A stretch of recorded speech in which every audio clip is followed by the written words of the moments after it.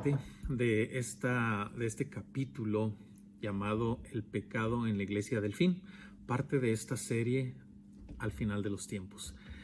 Y estamos estudiando precisamente los pecados dentro de la iglesia que están ahí relatados o descritos en Apocalipsis capítulo 2 y capítulo 3. Pero yo no sé si has seguido los anteriores 4 videos. Me brinqué a una iglesia, la iglesia de Esmirna. Y llegamos a este punto después de estudiar la iglesia de Sardis o de ver el pecado en la iglesia de Sardis. Está la iglesia de Filadelfia. Yo quise juntar a estas dos iglesias. Básicamente no se les recrimina nada, no se les dice nada que están haciendo algo mal. De hecho, la mayoría de las iglesias, cuando los pastores predican de Apocalipsis capítulo 2 y 3, generalmente dicen: nosotros somos Esmirna, nosotros somos Filadelfia, ¿no? Y todo el mundo quiere ser las iglesias buenas.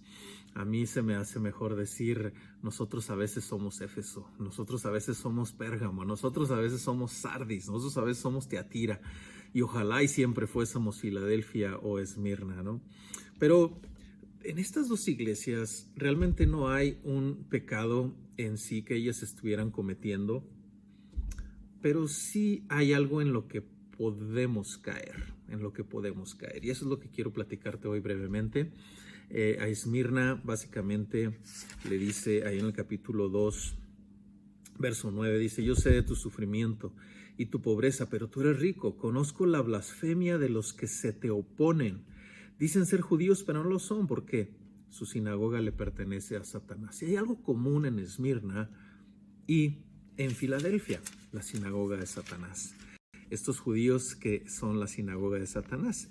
Si te fijas, también allá en capítulo 3, verso 9, dice: mira, estos que pertenecen a la sinagoga de Satanás, estos mentirosos que dicen ser judíos y no lo son, los obligaré a que vengan y se postren a tus pies.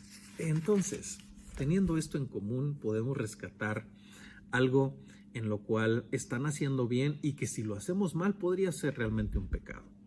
En el caso de Esmirna le dice: has resistido a la oposición.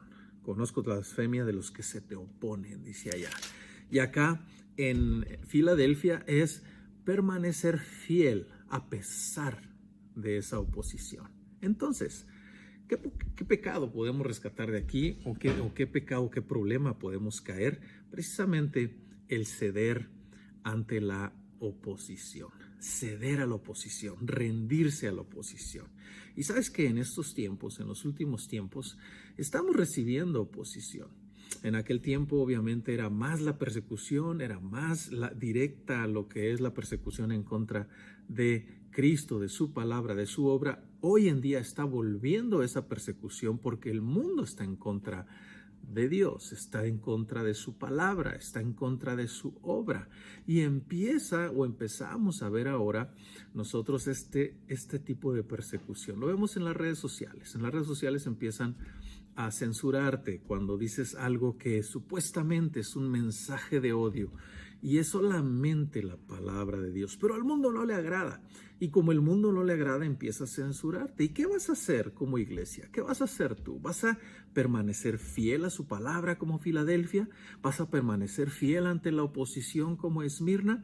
¿O vas a ceder ante esa oposición? Ahorita se están creando muchas leyes, se están formando ideologías. Estas ideologías ya las están metiendo en la educación, en la escuela, a nuestros hijos. ¿Qué estamos haciendo como iglesia? ¿Estamos permaneciendo fieles y estamos peleando en contra de esa oposición? Porque podemos hacer esto: o ceder o pelear. ¿Qué vas a hacer tú? ¿Vas a ceder y permanecer fiel? ¿Vas a sucumbir y permanecer fiel? ¿Vas a ceder o pelear por lo que Dios dice, por su palabra, por seguir predicándola tal cual es?